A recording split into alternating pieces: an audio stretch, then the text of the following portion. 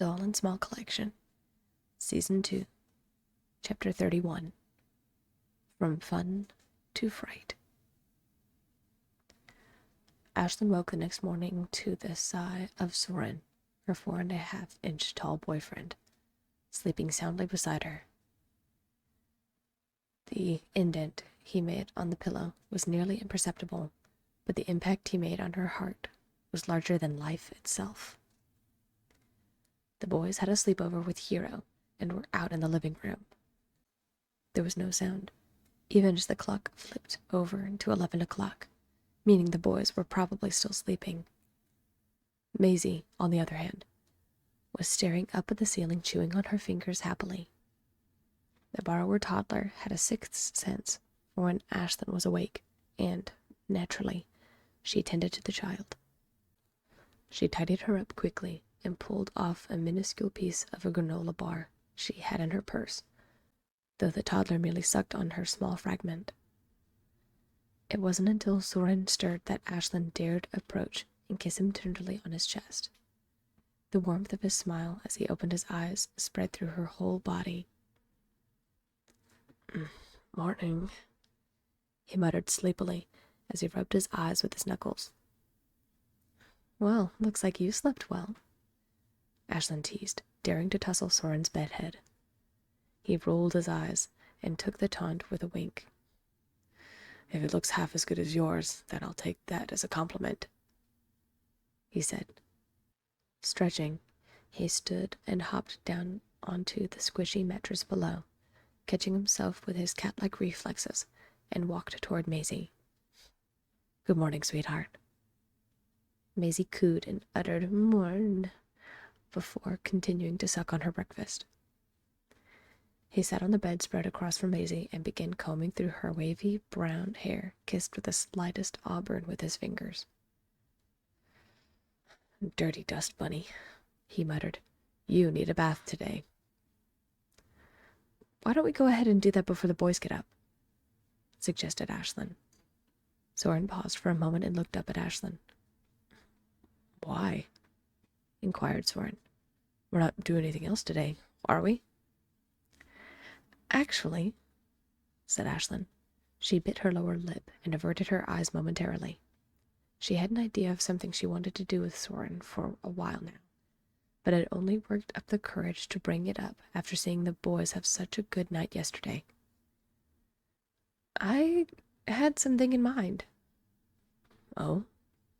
asked Soren, as he subconsciously wrestled Maisie into his lap so he could continue combing through her hair.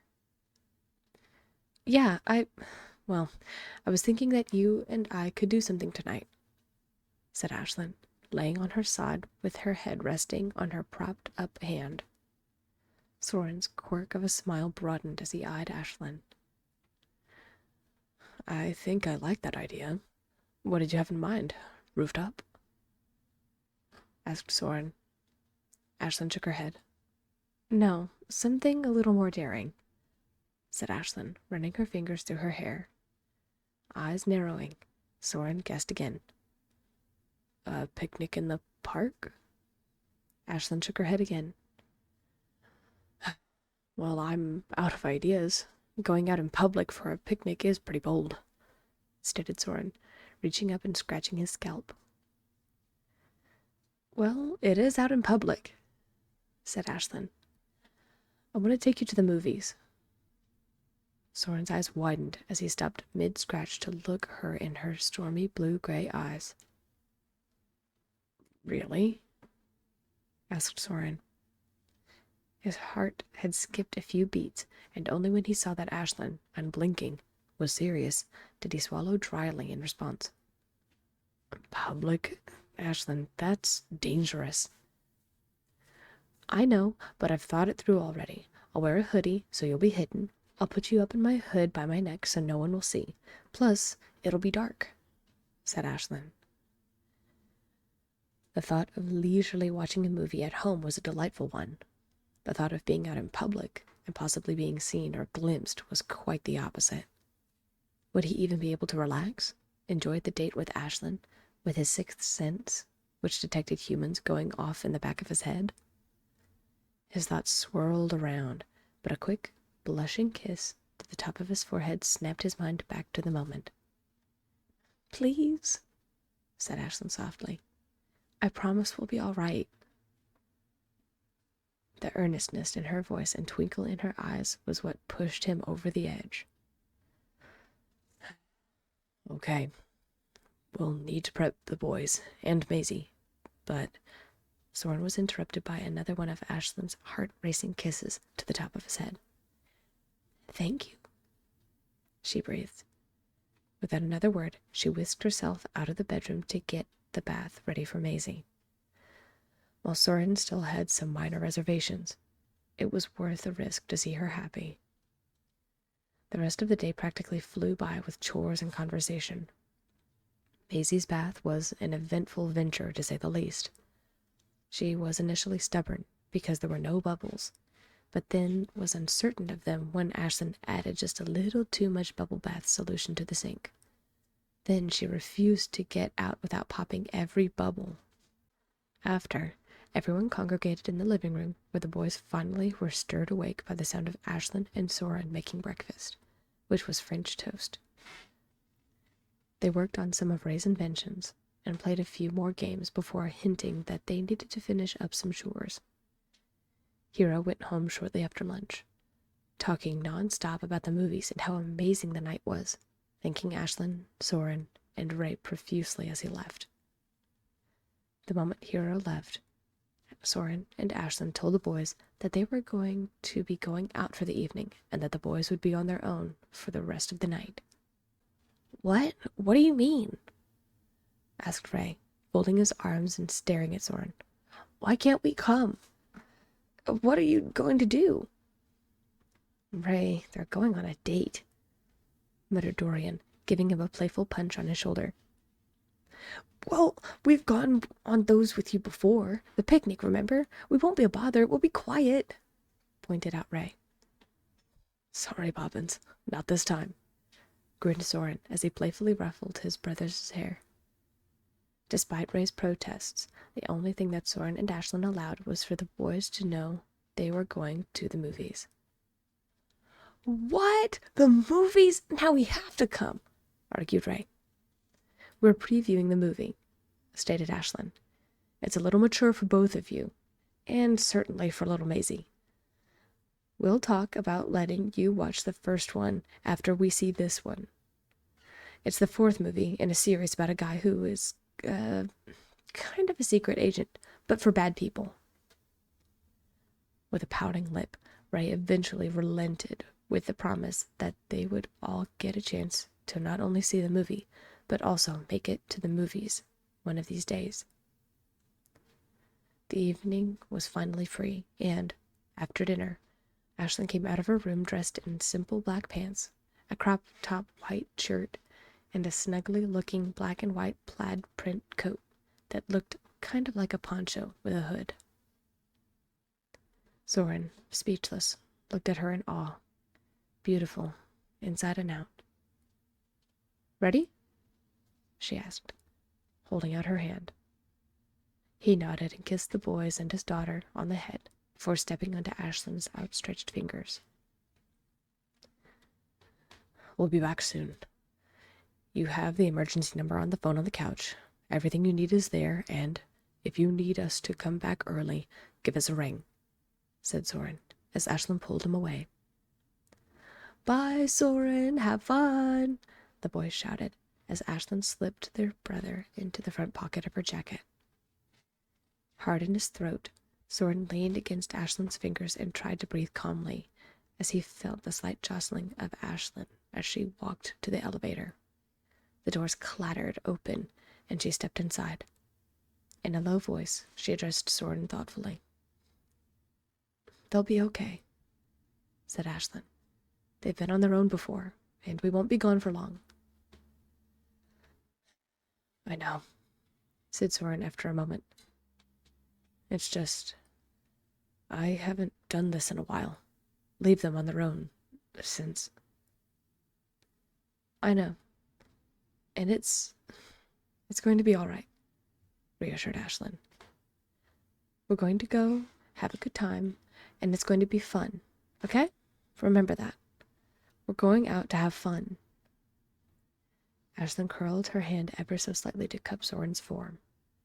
He reached his arm up and around her thumb, leaning against her appendage and squeezing hard to make sure she knew he was listening.